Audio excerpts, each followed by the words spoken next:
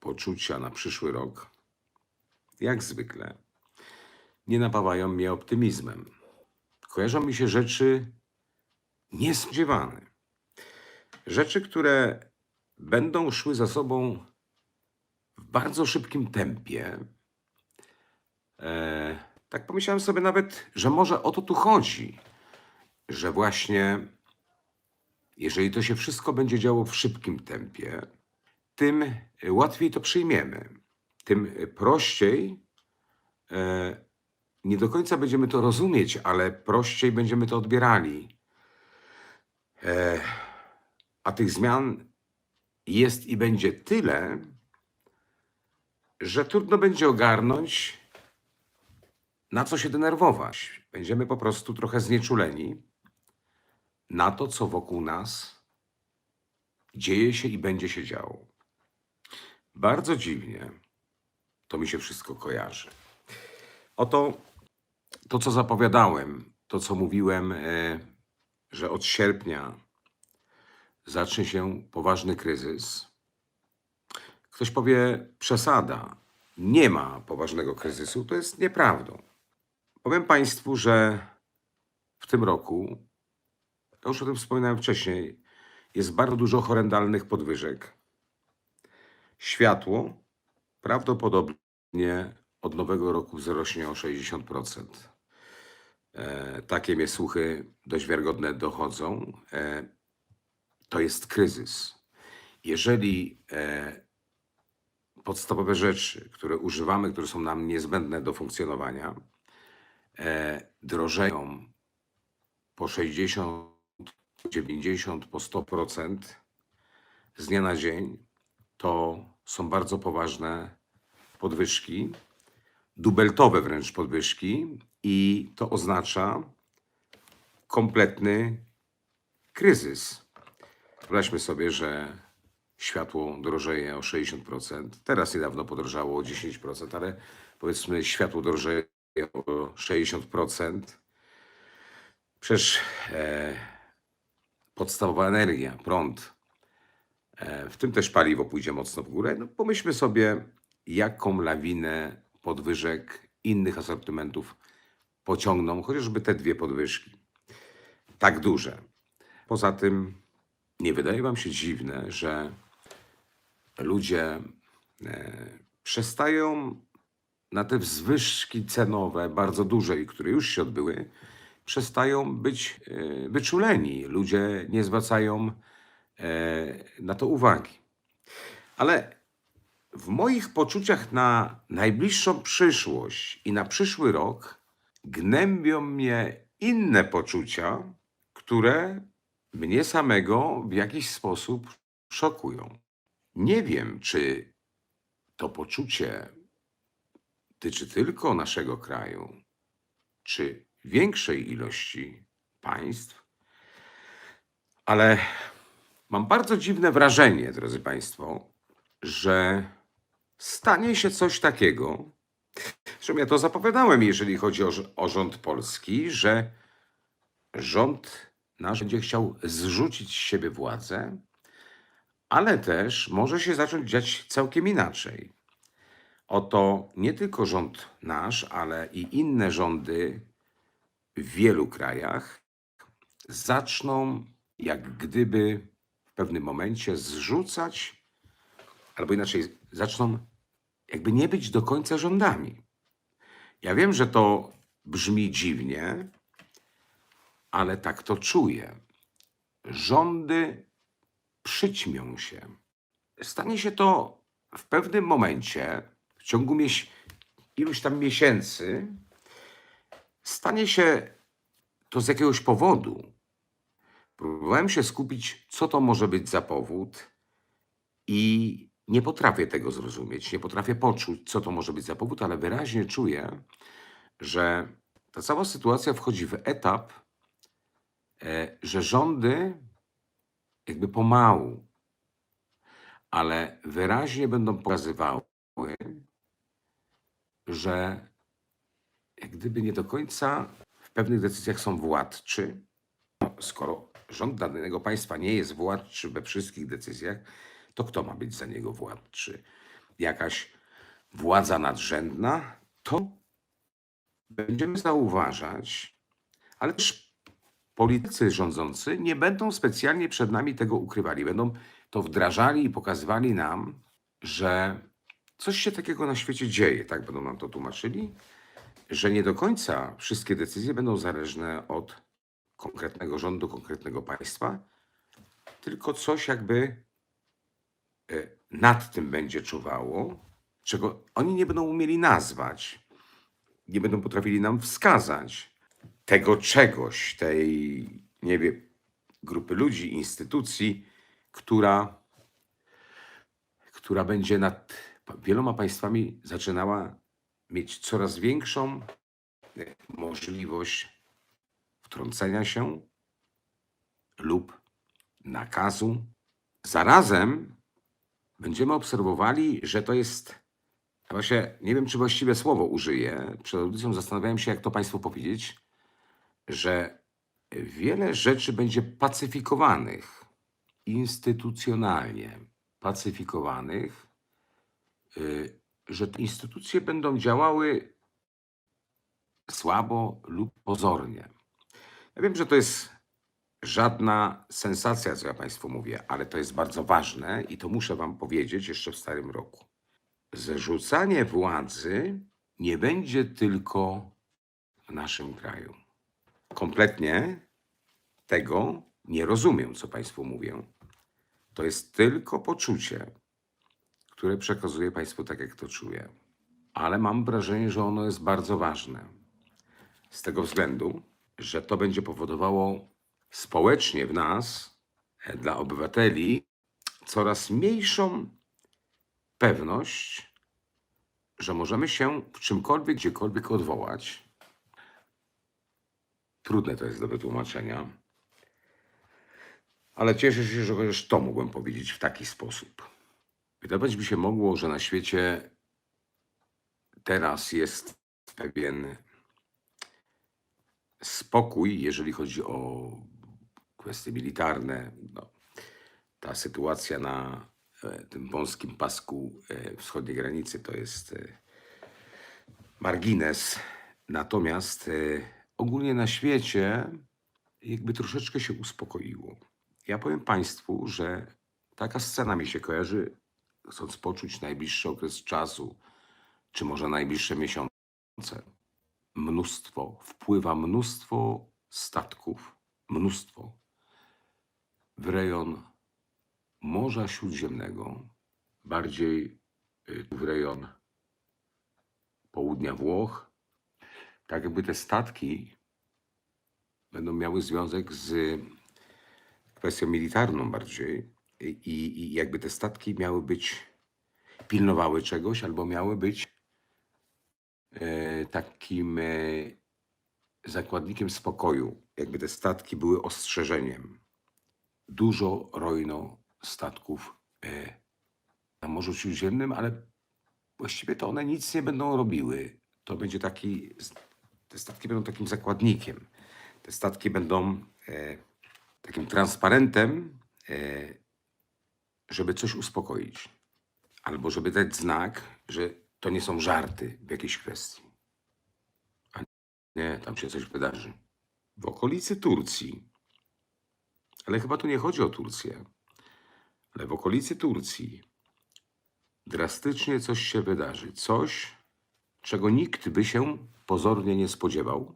Będzie to nagłe i straszne w skutkach. A potem nastanie cisza.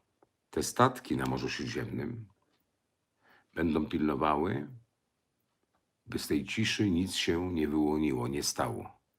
Czeka nas czas niebezpieczny w sensie lęku przed zdarzeniami, które się staną za Turcją, czyli dalej jak Turcja.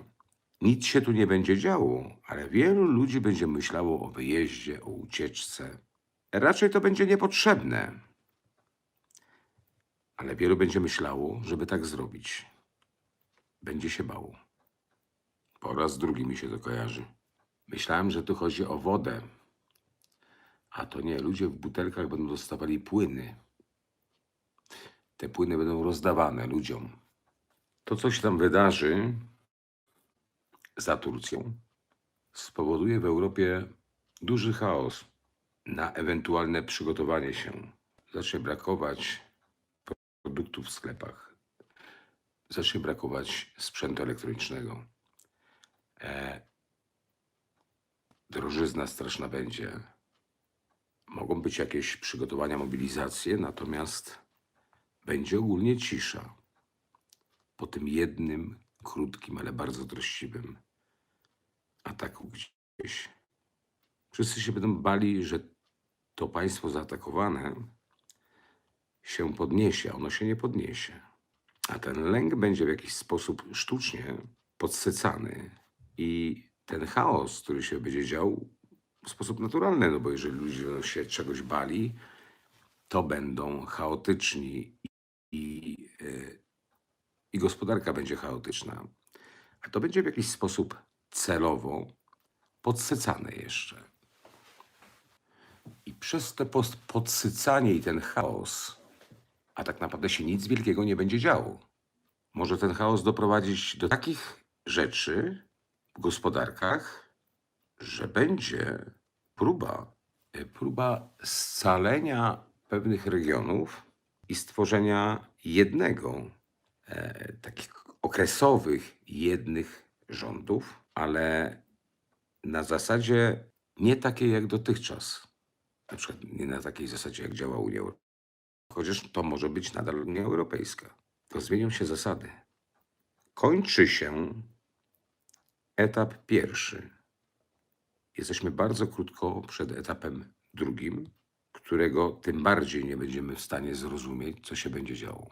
Na naszych oczach będą się działy rzeczy, w które byśmy jeszcze nie tak dawno nie wierzyli.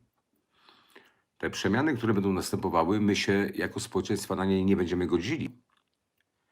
Ale zarazem kompletnie nie będzie wyjścia. Będziemy bezsilni, nie będziemy w stanie zjednoczyć się z jakichś względów. Na skutek tej paniki, tego lęku, będą wprowadzane w szybkim tempie decyzje, które już po tym lęku będą obowiązywały i zmieni się całkowicie prawo, w pewnym sensie konstytucyjność pewnych kwestii. W tym chaosie zostaną wprowadzone rzeczy, które będziemy myśleli, że one tylko na czas tego chaosu są wprowadzane, a one później będą obowiązywać. Zniknie pieniądz w pewnym regionie świata, być może to będzie Europa, powstanie jedna waluta interwencyjna. Coś się wydarzy takiego, że może być potężna inflacja. Raptem powstanie waluta, jeden pieniądz interwencyjny, też rzekomo, który będzie miał znaczenie tylko na jakiś czas. Tu akurat z tego pieniądza będą ludzie zadowoleni, bo dostaną pieniądz gwarantowany jakiś, który w dziwny sposób nie będzie podlegał inflacji. Będzie to wydzielona suma, ale zdrowego pieniądza. Powstanie raptem jeden zdrowy pieniądz. On będzie chwilowy i nawet nam wtedy przez myśl nie przejdzie, że on będzie już zawsze, na stałe. Ten relatywny pieniądz, interwencyjny pieniądz, zdrowy rzekomo pieniądz, będzie miał, to nie będzie pieniądz, którego będziemy trzymać w ręku. To będzie pieniądz, który będzie nam gwarantowany, tu celowo używam tego słowa, jako forma w zrozumieniu, czyli będą nam gwarantować pieniądze, których nie mamy w ręku, za które będziemy mogli kupić na przykład formą elektroniczną rzeczy, które w pewnym sensie będą reglamentowane. Na przykład paliwo będzie można kupić odpowiednią ilość w stosunku do jednej jednostki, czyli do jednej osoby. I ta jednostka, powiedzmy, w przeciągu miesiąca wyczerpuje limit paliwa w zakupie elektronicznym już w połowie miesiąca, to więcej ze swojego konta nie będzie mogła za paliwo zapłacić, a innych pieniędzy w ręku ta osoba nie będzie miała. Więc będzie musiała kogoś poprosić, żeby jej kupił paliwo ze swojego konta lub będzie się musiała obejść bez paliwa. I tu nie chodzi tylko o paliwo, a o wiele innych rzeczy. Czyli wniosek z tego, że może nas czekać potężny chaos gospodarczy, który w efekcie do tego doprowadzi. Ale jak to się może stać szybko? Nie to dać odpowiedzi i wydaje mi się to kompletnie nierealne. Sam bardzo wątpię w to, co czuję. Ale szanując Państwa, mówię to Państwu. Mam nadzieję, że tak nie będzie. Ale skupiając się od jakiegoś czasu, takie rzeczy mi wchodzą do głowy, takie rzeczy mi się pokazują. Przy tym mam takie dziwne wrażenie, że wszystko będzie się robiło niby wspólne, ale to nie będzie komunizm. Ale ten relatywny pieniądz, który nie będzie pieniądzem, tylko wartością przyznawaną nam, będzie powodował, że nie wiem jak to nazwać, te instytucje czy to coś, co będzie dysponowało tym pieniądzem, przez to będzie uwłaszczało sobie coraz większe połacie gałęzi gospodarczych. Nie tylko w naszym kraju, a na świecie. Czyli stworzy się w pewnym sensie, to będzie można nazwać, że to jest ratowanie wielkich koncernów i biznesów, a tak de facto to będzie uwłaszczanie tylko przez jedną, nazwijmy to instytucję, przez jedną instytucję. Zaznaczam, to jest w ogóle bardzo dziwne, że potężna inflacja będzie zjadała i zniszczy wartości walutowe, a tu się pojawi pieniądz jakiś relatywny, pieniądz gwarantowany, pieniądz, w cudzysłowie pieniądz, wartość gwarantowana, wartość, która nie podlega inflacji. No jeżeli jest inflacja potężna, jeżeli się psują gospodarki mocno, wówczas co może być wartością niepodlegającą tej inflacji? No na pewno nie będzie to złoto, bo za mało jest złota, żebyśmy wszyscy nim obracali. Ale może to być umowna wartość. A jeżeli taka umowna wartość, która nie podlega ogólno podlegającej inflacji, będzie, wówczas może dojść do sytuacji, gdzie, jak to rozumieć, powstanie wartość gwarantowana, której nie niszczy inflacja, ale w rzeczywistości nie ma pieniądza. Ktoś będzie miał na to wyłączność lub zgodę w świecie. Ktoś, kto będzie mógł takim pieniądzem, taką wartością relatywną dysponować i nam nią płacić. I my to weźmiemy za dobrą monetę, bo uznamy, że straciliśmy w swoich pieniądzach już mnóstwo przez inflację, a potem już jest na tyle źle, że taki pieniądz będzie nas cieszył. A w pewnym sensie ten pieniądz będzie pozornym lekiem, ta suma gwarantowana, relatywna, będzie pozornym lekiem na coś, co już później będzie obowiązywało. I co w pewnym sensie będzie trzymało nas w ryzach. Drugi raz mi się to skojarzyło, więc muszę to Państwu powiedzieć. Romowie się przemieszczają. Nic więcej. Ale jak drugi raz mi to przyszło do głowy, to muszę to Państwu powiedzieć. na to, co się będzie działo, wiele państw na świecie się zamknie. Czyli wiele państw na świecie nie będzie chciało tego przyjąć i się odizoluje. Ta przemiana będzie się działa tylko na pewnej ilości państw. Być może na ilości państw, które się już nawet teraz na to zgodziły w pewnym sensie. Tylko my jeszcze o tym nie wiemy. Zbliża się koniec roku, więc będę zastanawiał się nadal i mówił to państwu. Chociaż na koniec, albo może nawet nie na koniec, bo jeszcze mamy trochę czasu, ale już po tej ważniejszej części audycji powiem państwu, że ja już mówiłem wam wiele rzeczy do znudzenia, przypominam, dziwnych, jak o wąskim pasku odłączonym od Polski na wschodniej granicy, jak o tym, że w 2019 roku mówiłem, że jest to ostatni w miarę normalny rok na świecie, 2019. Jak to, że krótko przed dużym konfliktem na świecie ludzie w Polsce i Europie będą bali się oddychać.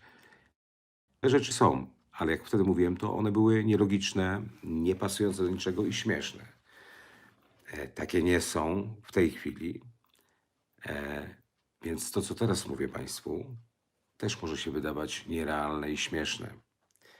Wszak wszystko w miarę jest, no, wszystko jest jak jest. Cofnęlibyśmy się niecałe 2 lata do tyłu i przypomnieli sobie spacer na ulicy, wejście do sklepu, życie. Teraz jest inaczej. Nie ma raczej szans na odwrót. Tkwimy w tym. My, drodzy Państwo, pozornie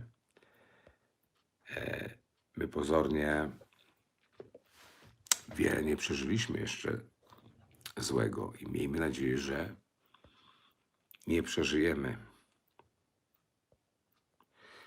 Renata K. Które kraje europejskie w to nie wejdą? Będą się pewne kraje wycofywać.